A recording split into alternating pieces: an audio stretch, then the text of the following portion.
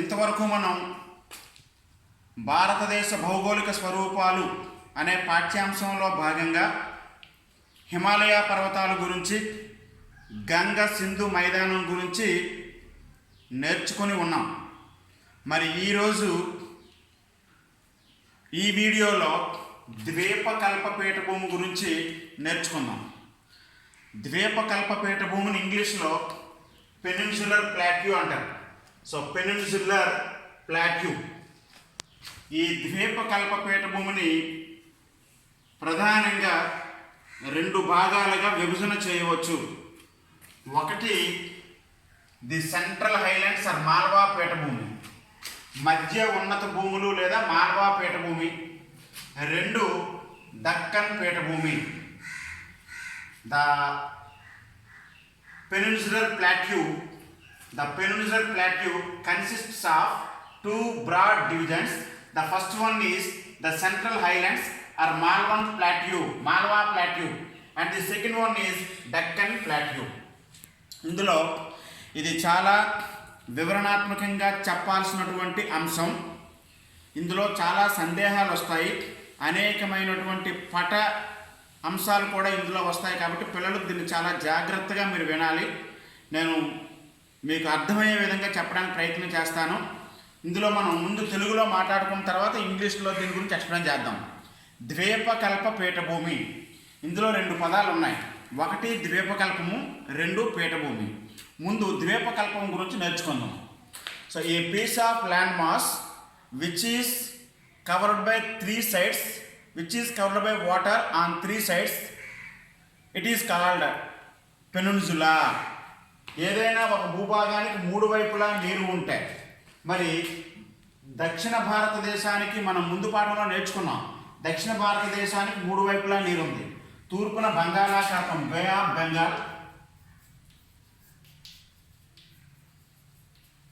So పశ్చిమాన Arabian see,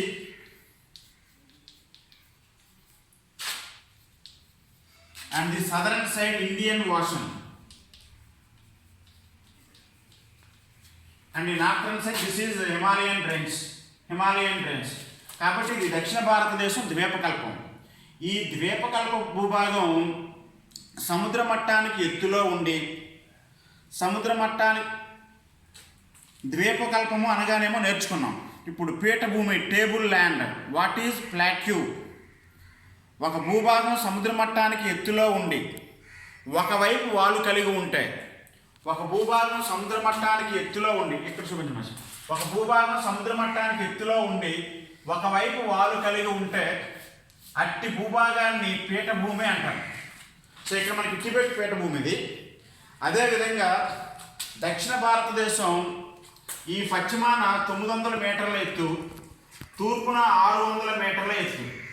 so ఈ భారత భూభాగం పశ్చిమాన 900 మీటర్ల ఎత్తులో ఉంది, తూర్పున 600 మీటర్ల ఎత్తులో ఉంది. కాబట్టి ఈ సముద్ర మట్టానికి ఎత్తులో ఉంది కాబట్టి ఈ భాగాన్ని పీఠభూమి అన్నాం. ఈ పీఠభూమి ద్వీపకల్ప లక్షణాలను కలిగి ఉంది కాబట్టి ఈ పీఠభూమికి ద్వీపకల్ప పీఠభూమి అని పేరు. ఏదైనా ఒక ప్రదేశానికి మూడు వైపులా నీరు, ఒక పక్క భూభాగం ఉంటే దాన్ని ద్వీపకల్పం అంటారు. ఒక ప్రదేశం సముద్ర మట్టం కన్నా సుమారు 600 మీటర్ల కన్నా ఎత్తులో ఉండి, అది ఈ అంకె అనేది ఉజ్జాయింపుగా చెప్తుందన్నమాట. ఒక ప్రదేశం సముద్ర మట్టానికి ఎత్తులో ఉండి ఒకవైపు వాలు కలిగి ఉంటే అట్టి ప్రదేశాన్ని పీఠభూమి అంటారు. మరి దక్షిణ భారతదేశం ద్వీపకల్పము మరియు పీఠభూమి కాబట్టి దీన్ని ద్వీపకల్ప పీఠభూమి అన్నాం. ద్వీపకల్ప పీఠభూమిని ఇంగ్లీష్లో ది పెనిన్సులర్ ప్లాట్యూ అన్నాం. ఇందులో ద్వీపకల్ప పీఠభూమిలో రెండు భాగాలు ఉంటాయని చెప్పాం. ఒకటి మధ్య ఉన్నత భూములు లేదా సెంట్రల్ హైలాండ్స్, దీన్నే మాల్వా పీఠభూమి అని కూడా అంటారు. రెండు దక్కన పీఠభూమి లేదా దక్కన పీఠభూమి, రెండు దక్షిణ పీఠభూమి అంటాం. అయితే ఇందులో మనం మ్యాప్ ఆధారంగా చేసుకొని చూద్దాం. మ్యాప్ ఆధారంగా చేసుకొని చూస్తే అసలు బాగా జూమ్ చేయండి సార్. ఇందులో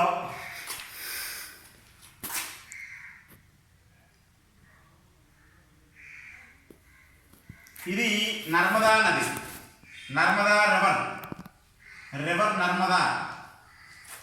నర్మదా నదికి ఉత్తరంగా ఉన్నది మధ్య ఉన్నత భూభాగము లేదా మాల్వా పీఠభూమి, దక్షిణంగా ఉన్నది దక్కన్ పీఠభూమి. అంటే ద్వీపకల్ప పీఠభూమిని నర్మదా నది రెండు భాగాలుగా వేరు చేస్తున్నది. River Narmada, the upper part of the Narmada is Malwa plateau or central highlands and the bottom part of the Narmada is Deccan plateau. Okay, ఇది మధ్య ఉన్నత భూభాగాలు లేదా మాల్వా పీఠభూమి అన్నాం. మరి ఈ మాల్వా పీఠభూమికి సరిహద్దులు చూద్దాం. వాయవ్యాన ఆరావళి పర్వతాలు, దీస్ ఆర్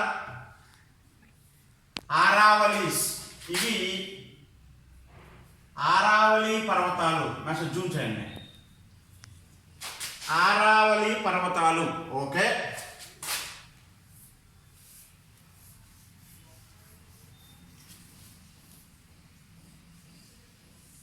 ఈ భాగం జాగ్రత్తగా మ్యాప్ ఆధారంగా నేర్చుకుంటే ఈ పాఠం చాలా సులభం.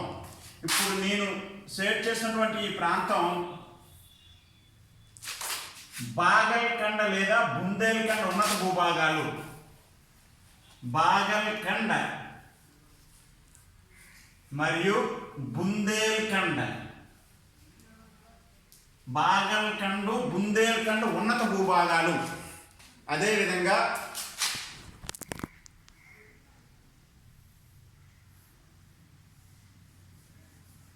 ఈ పార్టు చోటా నాగపూర్ పీఠభూమి, చోటా నాగపూర్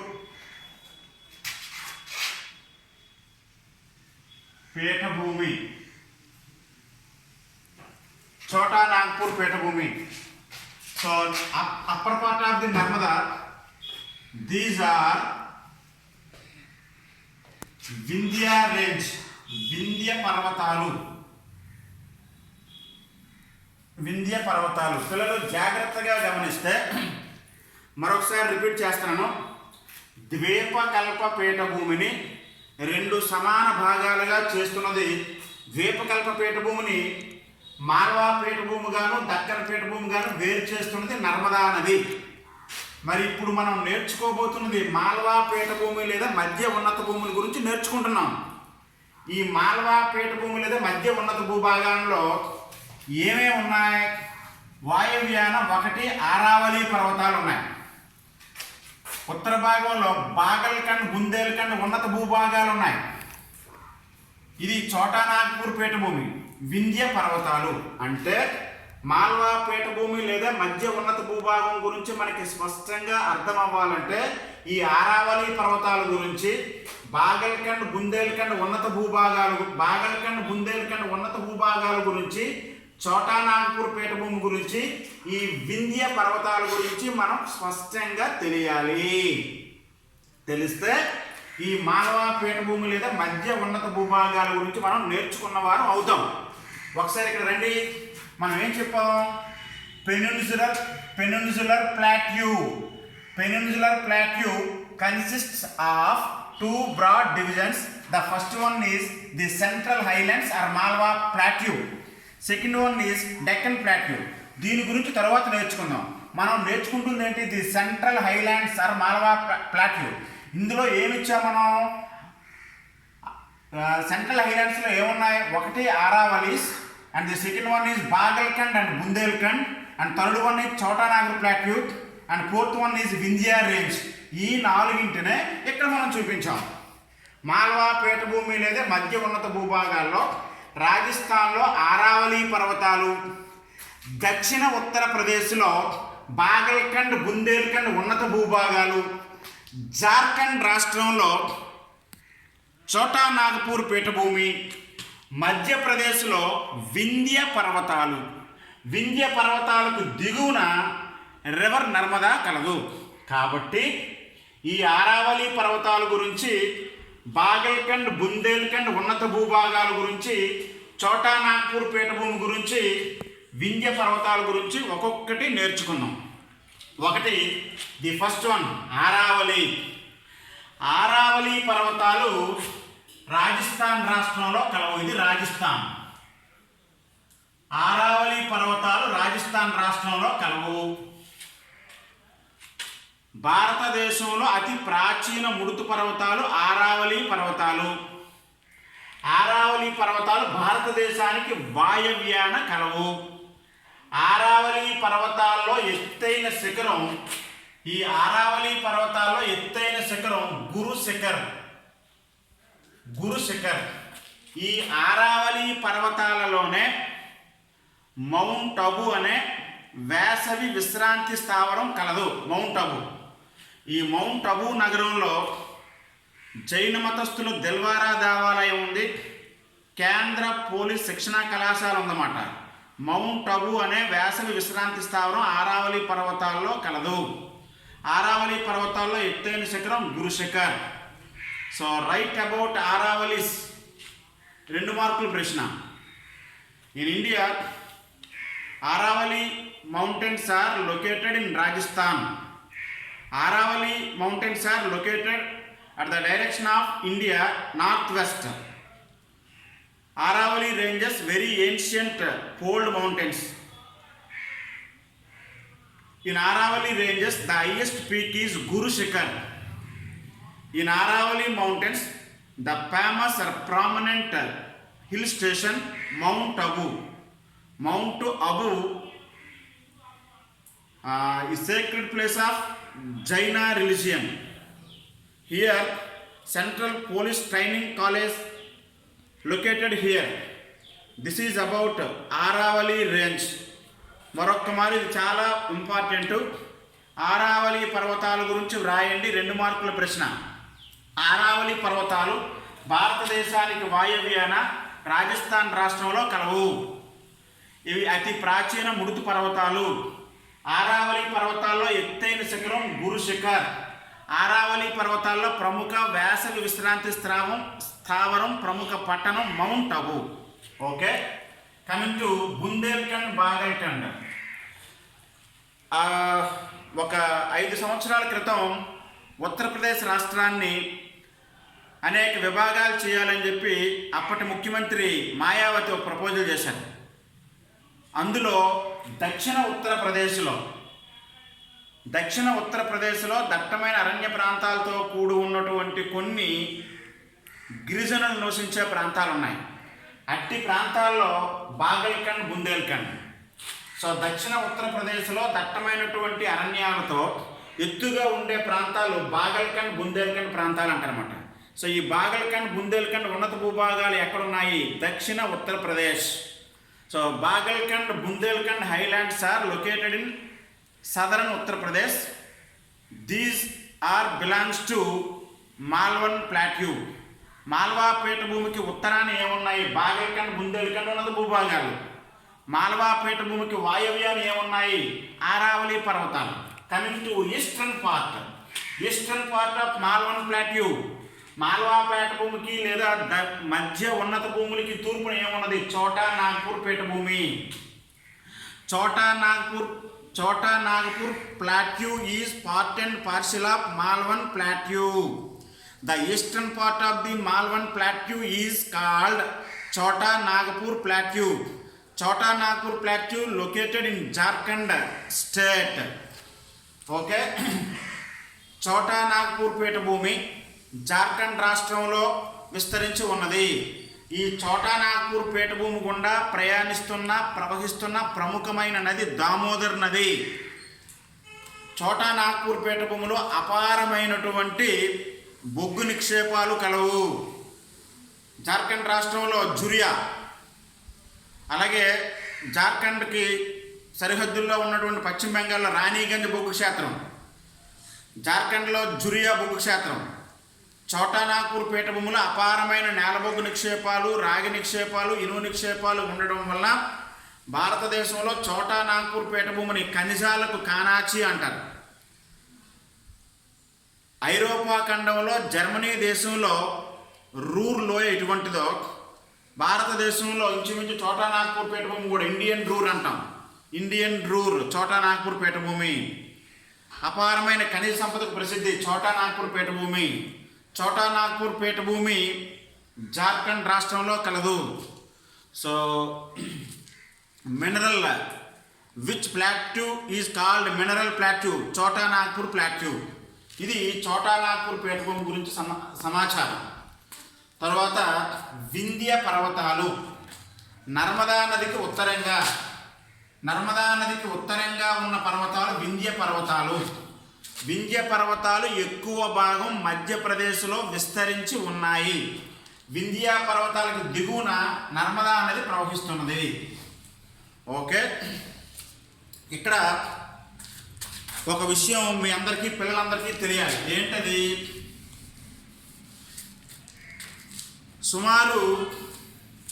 సుమారుగా 250 మిలియన్ల సంవత్సరాల క్రితం ఇదంతా కూడా ఒకే భూభాగం. పెద్ద ఎత్తుపల్లాలు లేవు. ఇదంతా కూడా ఈ పార్ట్ అంతా కూడా ఒకే భూభాగంతో పెద్ద ఎత్తుపల్లాలు లేవు. 250 మిలియన్ల సంవత్సరాల క్రితం భూ అంతర్భాగంలో సంభవించిన చలనాల వలన ఈ ప్రాంతంలో ఒక భూభాగం అలా కిందకి దిగజారి ఇక్కడ లోతైన లోయ ఏర్పడింది. ఈ లోతైన లోయ ఏర్పడడంతో ఈ లోయకి ఎత్తుగా ఉండే భూభాగం, ఈ లోయకి దిగువన ఎత్తుగా ఉండే భూభాగం, ఇదంతా ఒకే భూభాగం. భూమిలో సంభవించే చర్యల వల్ల ఒక భూభాగం కిందకి దిగజారింది. భూ అంతర్భాగంలో తన్యతా బలాల వలన కిందకి దిగజారినటువంటి ఒక లోయని పగులు లోయ, రిఫ్ట్ వ్యాలీ, విదీర్ణదరి అంటారన్నమాట. ఇక్కడ పగులు లోయ ఏర్పడింది. కాబట్టి ఇది లోతైన లోయ ఏర్పడడంతో ఈ లోయకి ఇరువైపులా ఉన్న భూభాగాలు ఎత్తుగా ఉన్నాయి. కాబట్టి ఇవి పర్వతాలుగా పరివర్తనం చెందిన తర్వాత వీటిని వింధ్య పర్వతాలు అన్నారు, వీటిని సాత్పురా పర్వతాలు అన్నారు. అంటే వింధ్య పర్వతాలకి సాత్పురా పర్వతాలకి మధ్య పగులు లోయలో ప్రవహిస్తున్న నది నర్మదా నది. సో ఇది నర్మదా నది పగులు లోయలో ప్రవహిస్తుందన్నమాట. నర్మదా నదికి ఎగువన వింధ్య పర్వతాలు ఉన్నాయి, దిగువన సాత్పురా పర్వతాలు ఉన్నాయి. కాబట్టి వింధ్య పర్వతాలు ఎక్కువగా ఏ రాష్ట్రంలో విస్తరించి ఉన్నాయి? మధ్యప్రదేశ్. ఇక్కడ విచిత్రం ఏంటంటే మొత్తం పీఠభూమి పాఠం ప్రారంభంలో మనం ఏం చెప్పాం? మొత్తం పీఠభూమి పశ్చిమానికి 900 మీటర్లు, తూర్పుకి 600 మీటర్లు. అంటే సుమారుగా ద్వీపకల్ప పీఠభూమి వాయవ్యం నుంచి తూర్పుకు వాలు ఉందని మనకు అర్థమవుతుంది. అందువల్ల ఈ ప్రాంతంలో ఎక్కడ వర్షపాతం పడినా ఆ నీరు తూర్పుగా ప్రవహించి బంగాళాఖాతంలో కలుస్తుంది. ఆల్మోస్ట్ దక్షిణ భారతదేశంలో గోదావరి, కృష్ణ, తుంగభద్ర, పెన్న, కావేరి ఈ నదులన్నీ తూర్పుగా ప్రవహించి బంగాళాఖాతంలో కలవడానికి ప్రధాన కారణం దక్కన పీఠభూమి పశ్చిమ నుండి తూర్పునకు వాలి ఉన్నది కావున. అయితే ఇక్కడ ఏర్పడినటువంటి ఈ పగులు లోయ యొక్క లోతు తూర్పుకి 900 మీటర్లు, పశ్చిమానికి 600 మీటర్లు. ఈ లోయ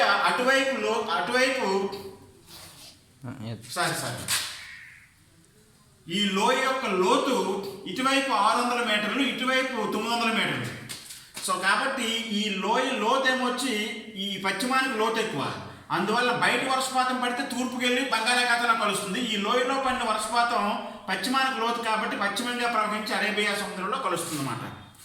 సో కాబట్టి ఇంతవరకు మనం మాల్వా పీఠభూమి లేదా మధ్య ఉన్నత భూభాగాల గురించి నేర్చుకున్నాం. So coming to Deccan plateau, Deccan పీఠభూమి. సో ఇందులో ఏమన్నా మనం the Deccan plateau consist of Satpura range, western ghats, eastern ghats, Nilgiri hills. Deccan పీఠభూమి గురించి మనం సంపూర్ణంగా నేర్చుకోవాలంటే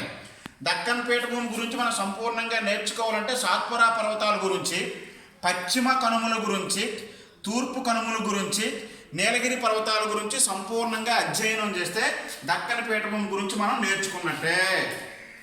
అయితే ప్రీ కేంబ్రియన్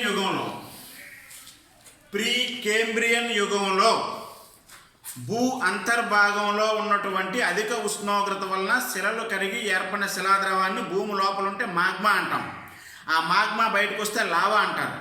ప్రీ కేంబ్రియన్ యుగంలో ఈ లావాతో ఏర్పడిన పీఠభూమి, అందువల్ల సమస్త ద్వీపకల్ప పీఠభూమి అగ్నిశిలలతోనూ కఠినమైన అగ్నిశిలలతోనూ రూపాంతర శిలలతోనూ ఒక అగ్నిపర్వత ప్రక్రియ వలన ఈ పీఠభూమి ఏర్పడింది. ఎస్పెషల్లీ నర్మదా నదికి దిగువన ఉన్నటువంటి ఈ పీఠభూమి యొక్క ఆకారం త్రిభుజాకారం. The shape of Deccan plateau is triangular. Deccan పీఠభూమి త్రిభుజాకారంలో ఉన్నది. ఇప్పుడు దక్కన్ పీఠభూమికి ఉత్తరానంటే మనం ఏం చెప్పాలి? ఉత్తరాన దక్కన్ పీఠభూమికి అంటే ఇప్పుడు నర్మదా నది పైన వింధ్య పర్వతాలు.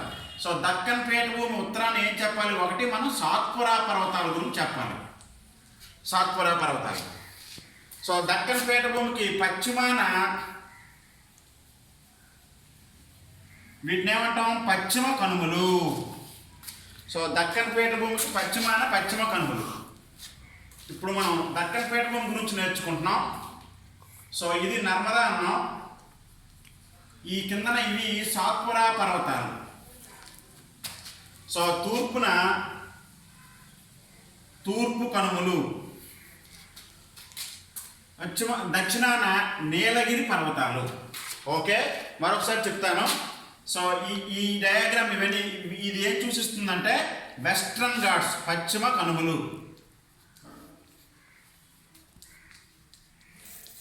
ఓకే, ఇదేం సూచిస్తుంది? సాత్పురా పర్వతాలు. సరిపిస్తాను. ఇదేం చూపిస్తుంది? సాత్పురా పర్వతాలు. ఇవి మొత్తం ఈ సమూహం అంతా ఇవేం చూస్తుంది? సమూహం తూర్పు కనుమలు. ఓకే, దక్షిణాన్ని ఇదేంటిది? నీలగిరి పర్వతాలు.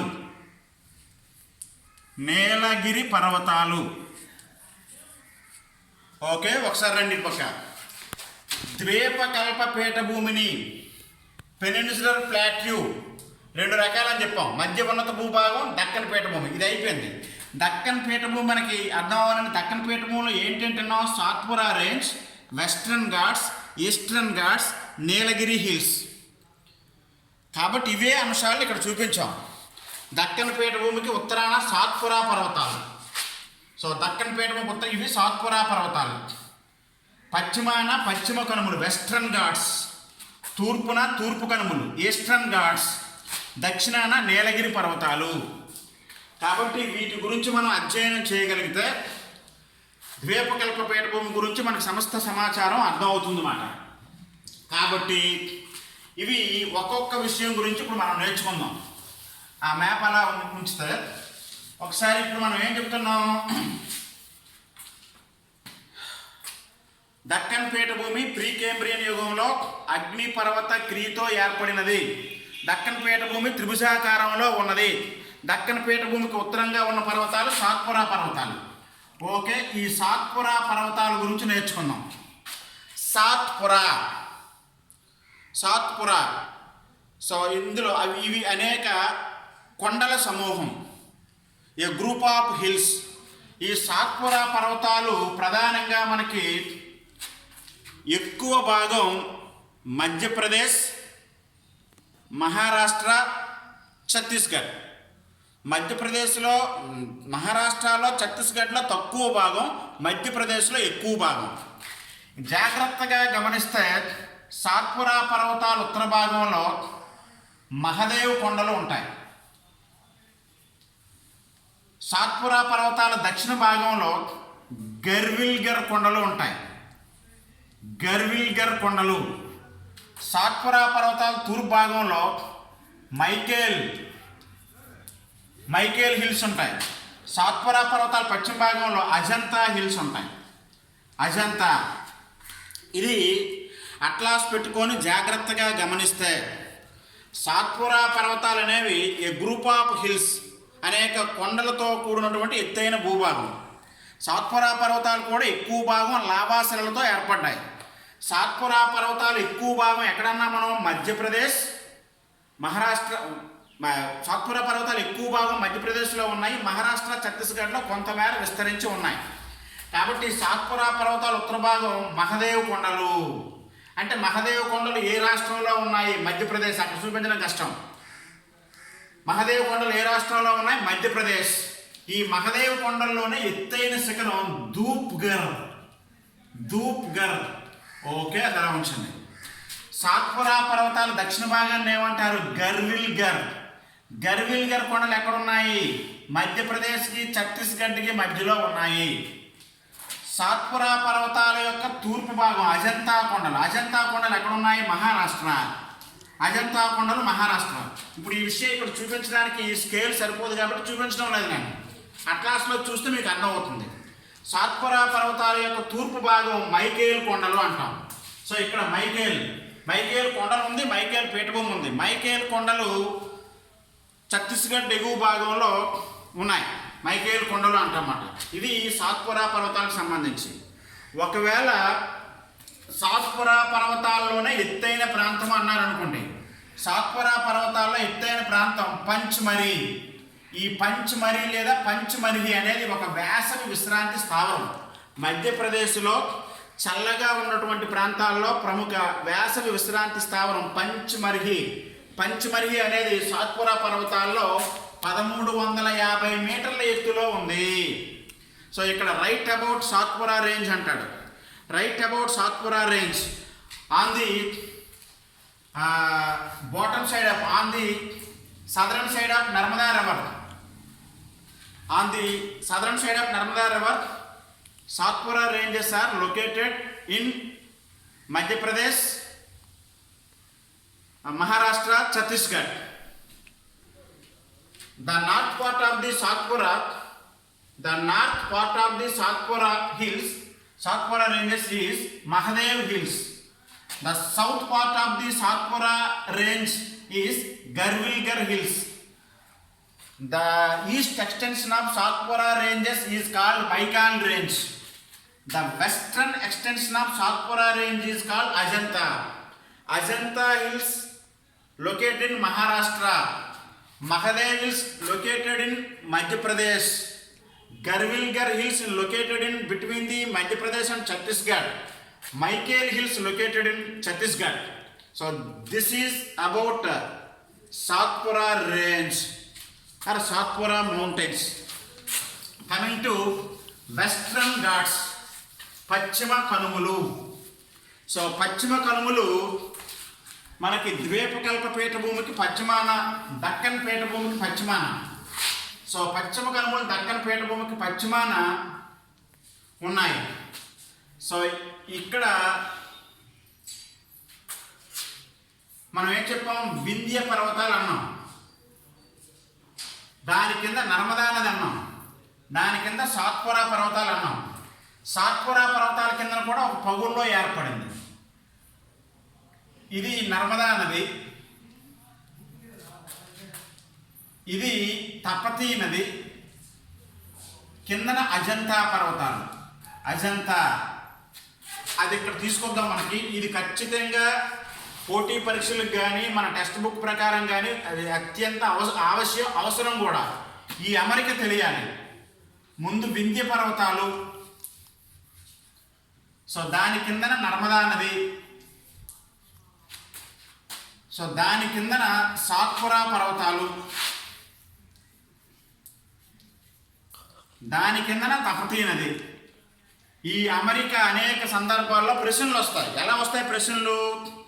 ఇదిగోండి, వింధ్య పర్వతాలకి సాత్పురా పర్వతాలకి, వింధ్య పర్వతాలకి సాత్పురా పర్వతాలకి మధ్య పగులు లోయలో ప్రవహిస్తున్నది నర్మదా నది. సాత్పురా పర్వతాలకి అజంతా పర్వతాలకి, ఇవి అజంతా. సాత్పురా పర్వతాలకి అజంతా పర్వతాలకి మధ్య పగులు లోయలో ప్రవహిస్తున్నది తపతీ నది. ఓకే, ఇక్కడ ఈ విషయాన్ని ఎందుకు చెప్పామంటే, మనం తపతీ నది ఎక్కడైతే అరేబియా సముద్రంలో కలుస్తుందో, ఈ తపతీ నది ముఖద్వారం నుంచి కేప్ ఆఫ్ కన్యాకుమారి వరకు పశ్చిమ కనుమలు 1600 కిలోమీటర్ల పొడవున విస్తరించి ఉన్నాయి. The length of Western Ghats 1600 kilometres. Western Ghats start from the river mouth of Tapti. ఇక్కడ ఖాందేశ్ నగరం ఉంది, ఖాందేశ్ పట్టణం. తపతీ నది ముఖద్వారం వద్ద కాందేశ్ అనే పట్టణం నుంచి కన్యాకుమారి వరకు 1600 కిలోమీటర్ల పొడవున పశ్చిమ కనుమలు విస్తరించి ఉన్నాయి. సో పశ్చిమ కనుమల యొక్క పొడవు 1600 కిలోమీటర్లు. ఈ పశ్చిమ కనుమల్ని మరలా మనం 2 రకాలుగా విభజన చేయవచ్చు. పశ్చిమ కనుమల ఉత్తర భాగం సహ్యాద్రి రేంజ్, సహ్యాద్రి. పశ్చిమ కనుమల ఉత్తర భాగం సహ్యాద్రి పర్వతాలు. పశ్చిమ కనుమల దక్షిణ భాగం అన్నామలై కొండలు, Annamalai hills, Annamalai. Western Ghats, western Ghats, the western boundary of Deccan Plateau is Western Ghats. Western Ghats extended from Khandesh to Kanyakumari with the length of 1600 kilometers. The north part of the Western Ghats, the north part of the Western Ghats are called Sahyadri Range. The southern part of the Western Ghat is called Annamalai Kondalu. పశ్చిమ కనుమల యొక్క ఉత్తర భాగాన్ని సహ్యాద్రి పర్వతాలు అంటారు. సహ్యాద్రి. పశ్చిమ కనుమల దక్షిణ భాగాన్ని అన్నామలై కొండలు అంటారు. మేషరు, సహ్యాద్రి పర్వతాలు ఏ ఏ రాష్ట్రాల్లో విస్తరించి ఉన్నాయి? సహ్యాద్రి పర్వతాలు మహారాష్ట్ర, గోవా, కర్ణాటక, ఉత్తర కర్ణాటక. సహ్యాద్రి పర్వతాలు, Sahyadri ranges are extended in Maharashtra, Goa and northern Karnataka. Anamalai కొండలు దక్షిణ కర్ణాటక, కేరళ, తమిళనాడు, ఎస్పెషల్లీ కేరళ. ఇది పశ్చిమ కనుమలకు సంబంధించి. మరి ఇలాంటి పశ్చిమ కనుమల్లో ఈ అన్నామలై కొండల్లో, పశ్చిమ కనుమల్లో అన్నామలై కొండల్లో కేరళ రాష్ట్రంలో అతి ఎత్తైన శిఖరం. పశ్చిమ కనుమల్లో అన్నామలై కొండల్లో కేరళ రాష్ట్రంలో ఎత్తైన శిఖరం Anamudi. Most important. What is the highest peak in Western Ghats? Anamudi. What is the highest peak in southern India? Anamudi. What is the highest peak in peninsular plateau? Anaimudi.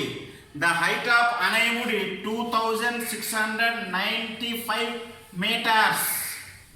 95 metres.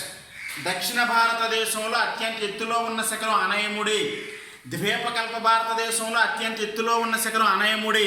పశ్చిమ కనుమల్లో అత్యంత ఎత్తులో ఉన్న శిఖరం అనైముడి. అనైముడి శిఖరం కేరళ రాష్ట్రంలో అన్నామలై కొండల్లో కలదు. ఇప్పుడు రైట్ అబౌట్ వెస్ట్రన్ ఘాట్స్ అంటాడు. పశ్చిమ కనుమల గురించి రాయండి, 2 మార్కుల ప్రశ్న. Western Ghats extended from Khandesh to Kanyakumari with the length of 1600 kilometers. The northern part of Western Ghats are called Sahyadri Range. Southern part of Western Ghats is called Annamalai Range. Most probably Sahyadri ranges are located in Maharashtra, Goa, Karnataka. Whereas Annamalai hills are located in mostly Kerala. Highest peak in Western Ghats, Anaimudi. Anaimudi is located in Kerala. The height of Anaimudi 2695 meters. This is the information about Western Ghats. Okay, coming to Eastern Ghats. So ఇవి పశ్చిమ కనుమలు. తూర్పు కనుమల గురించి చూద్దాం. పశ్చిమ కనుమలు అవిచ్ఛిన్నంగా ఉన్నాయి, ఎక్కడా ఖాళీ లేదు. మరి వేరే తూర్పు కనుమలకి మనం గ్యాప్లు ఇచ్చాం. ఎందుకు గ్యాప్లు ఇచ్చాం? దక్కన్ పీఠభూమి తూర్పుగా వాలింది. గోదావరి, కృష్ణ, పెన్న, కావేరి మొదలగు నదులు ప్రయాణిస్తున్నాయి. ఇక్కడ మహానది కాబట్టి ఆ నదులు ప్రవాహ మార్గంలో ఈ ఖాళీలు ఉండిపోయామాట. కాబట్టి ఈ నదులన్నీ కూడా మహానది, గోదావరి, కృష్ణ, పెన్న, కావేరి తూర్పు కనుమల్ని విచ్ఛిన్నం చేశాయి. సో తూర్పు కనుమలు మహానది డెల్టా. మహానది డెల్టా అంటే ఒరిస్సా. ఒరిస్సాలోని మహానది డెల్టా నుంచి కన్యాకుమారి వరకు ఉన్నటువంటివి తూర్పు కనుమలు. తూర్పు కనుమలు పశ్చిమ కనుమల్లాగా అవిచ్ఛిన్న శ్రేణి కదా, అనేక కొండల వరుసలు. ప్రధానంగా తూర్పు కనుమలు ఆంధ్రప్రదేశ్లో స్పష్టంగా చూడవచ్చు. ఆంధ్రప్రదేశ్లో తూర్పు కనుమల్ని విశాఖపట్నంలో సింహాచలం కొండలు అంటారు. ఉభయ గోదావరి జిల్లాలో పాపికొండలు అంటారు. చిత్తూరు జిల్లాలో శేషాచలం కొండలు అంటారు. కర్నూలు జిల్లాలో ఎర్రమల కొండలు, నల్లమల కొండలు అంటారు. కడప జిల్లాలో పాలకొండలు అంటారు. మన రాష్ట్రంలో తూర్పు కనుమలకి చిత్తూరు జిల్లాలో శేషాచలం కొండలు, కడప జిల్లాలో పాలకొండలు, కర్నూలు జిల్లాలో ఎర్రమల కొండలు, ఉభయ గోదావరి జిల్లాలో పాపికొండలు, విశాఖపట్నంలో సింహాచలం కొండలు, రకరకాల పేర్లు ఉన్నాయి. అలాగే ఈ తూర్పు కనుమల్లో ఎత్తైన శిఖరం, తూర్పు కనుమల్లో ఎత్తైన శిఖరం ప్రారంభంలో, తూర్పు కనుమల్లో ఎత్తైన శిఖరం ప్రారంభంలో ఒరిస్సాలోని మహేంద్రగిరి అని చెప్పి అందరికీ తెలుసు. ఒరిస్సాలో మహేంద్రగిరి అనేది తూర్పు కనుమల్లో ఎత్తైన శిఖరం అని. ఇటీవల జరిపినటువంటి సర్వేల్లో ఫలితంగా తూర్పు కనుమల్లో ఎత్తైన శిఖరం విశాఖపట్నం జిల్లాలో చింతపల్లి దగ్గర, విశాఖపట్నం జిల్లాలో చింతపల్లి దగ్గర అరోయా కొండ, చింతపల్లి దగ్గర అరోయా కొండ అనేది తూర్పు కనుమల్లో ఎత్తైన శిఖరంగా గుర్తించడం జరిగింది. దీని ఎత్తు 1680 మీటర్లు, 1680 మీటర్లు. ఇప్పుడు what is the differences between western ghats and eastern ghats అంటారు.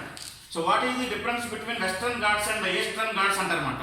తూర్పు కనుమలకి పశ్చిమ కనుమలకి మధ్య వ్యత్యాసాలు, తూర్పు కనుమలకి పశ్చిమ కనుమలకి మధ్య భేదాలు చూద్దాం ఒకసారి. పశ్చిమ కనుమలు అవిచ్ఛిన్న శ్రేణి, తూర్పు కనుమలు విచ్ఛిన్న శ్రేణి, అది ఒకటో తేడా. సో పశ్చిమ కనుమల యొక్క పొడవు 1600 కిలోమీటర్లు. సో వీటి పొడవు ఇది విధంగా చెప్పడం కష్టం. పశ్చిమ కనుమలు ఎత్తులో ఉండడం వలన పశ్చిమ కనుమల్లో గోదావరి, కృష్ణ, తుంగభద్ర, పెన్న, కావేరి వంటి నదులు జన్మిస్తున్నాయి. తూర్పు కనుమల్లో వంశధార, నాగావళి వంటి నదులు మాత్రమే జన్మిస్తూ ఉన్నాయి. పశ్చిమ కనుమలు పూర్తిగా అగ్నిపర్వత గిరితో ఏర్పడినవి. తూర్పు కనుమలు అగ్నిశిలలు రూపాంతరం చెందడం వల్ల తూర్పు కనుమలు ఏర్పడ్డాయి. పశ్చిమ కనుమల్లో ఎత్తైన శిఖరం అనయముడి, దీని ఎత్తు 2695 మీటర్లు. తూర్పు కనుమల్లో ఎత్తైన శిఖరం అరోయా కొండ, దీని ఎత్తు 1680 మీటర్లు. ఓకే, చివరికి వచ్చాం మనం. పశ్చిమ కనుమలు, తూర్పు కనుమలు. ఇప్పుడు దక్కన్ పీఠభూమికి దక్షిణ సరిహద్దు అన్నాం. దక్కన్ పీఠభూమికి దక్షిణ సరిహద్దు ఏం చెప్పాం మనం? నీలగిరి పర్వతాలు. These are Nilgiris. ఇప్పుడు మనం నీలగిరి పర్వతాల గురించి నేర్చుకుందాం. సో నీలగిరి పర్వతాల గురించి ఒక చిన్న డయాగ్రామ్ వేద్దాం. పశ్చిమ కనుమలు, తూర్పు కనుమలు కలిసేది నీలగిరి పర్వతాలు అంటాం. ఈ పశ్చిమ కనుమలు, తూర్పు కనుమలు, తూర్పు కనుమలు తమిళనాడులోని కడలూరు లేదా గుడలూరు, తమిళనాడులోని కడలూరు లేదా గుడలూరు అనే ప్రాంతంలో పశ్చిమ కనుమలు, తూర్పు కనుమలు కలుస్తున్నాయి. ఈ మధ్యలో ఉన్న ప్రాంతమే నీలగిరి పర్వతాలు అంటమాట. నీలగిరి పర్వతాలు తమిళనాడు రాష్ట్రంలో కలవు. నీలగిరి పర్వతాల్లో ఎత్తైన శిఖరం దొడబెట్ట. నీలగిరి పర్వతాల్లో ఎత్తైన శిఖరం దొడబెట్ట. దీని ఎత్తు 2637 మీటర్లు. నీలగిరి పర్వతాల్లో ప్రముఖ వేసవి విశ్రాంతి స్థావరం ఊటీ. ఊటీకి మరొక పేరు ఉదక మండలం. ఓకే, నీలగిరి పర్వతాల గురించి వ్రాయండి అని అంటాడు. 2 మార్కుల ప్రశ్న. నీలగిరి పర్వతాలు తమిళనాడు రాష్ట్రంలో కలవు. పశ్చిమ కనుమలు, తూర్పు కనుమలు కలిసే ప్రాంతంలో నీలగిరి పర్వతాలు ఉన్నాయి. నీలగిరి పర్వతాల్లో ఎక్కువగా యూకలిప్టస్ అనే వృక్షాలు పెరగడం వల్ల వీటికి నీలగిరి పర్వతాలు అని పేరు వచ్చాయి. నీలగిరి పర్వతాల్లో ఎత్తైన శిఖరం దొడబెట్ట.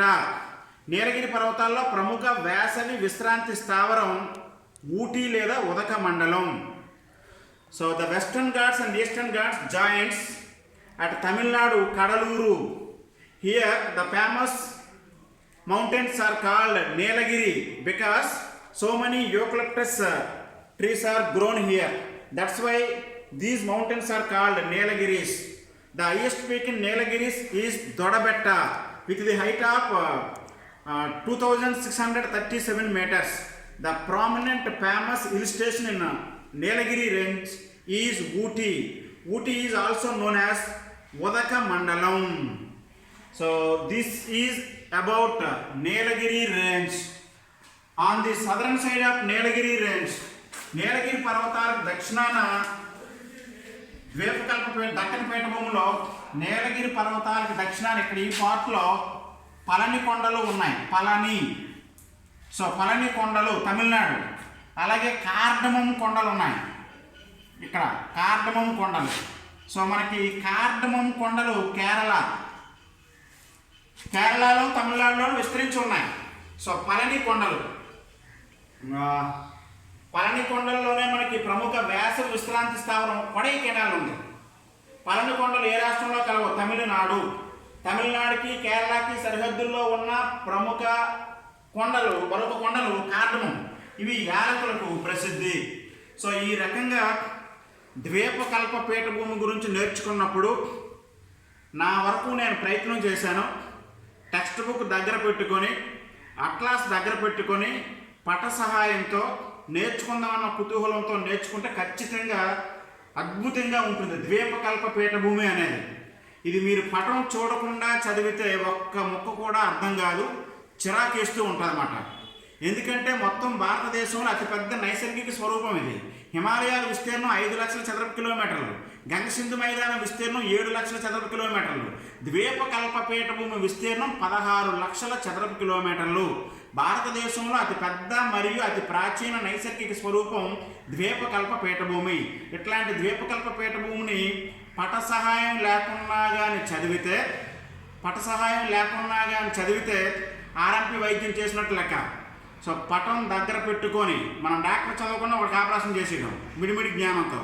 అట్లాస్ దగ్గర పెట్టుకొని దీన్ని చదివితే సంపూర్ణమైన అవగాహన కలగడంతో పాటు దక్షిణ భారతదేశం మీద సంపూర్ణమైన అవగాహన కలుగుతుంది. మంచి మార్కులు వస్తాయి, ప్రకృతి జ్ఞానం వస్తుంది, భౌగోళిక జ్ఞానం వస్తుంది. భారతదేశంలో ప్రముఖ విశ్రాంతి స్థావరాల మీద, ఈ భౌగోళిక వైవిధ్యత మీద మనకి ఒక రకమైన అవగాహన ఏర్పడుతుందన్నమాట. నెక్స్ట్ వీడియోలో భారత తీర మైదానాల గురించి నేర్చుకుందాం. Thank you very much.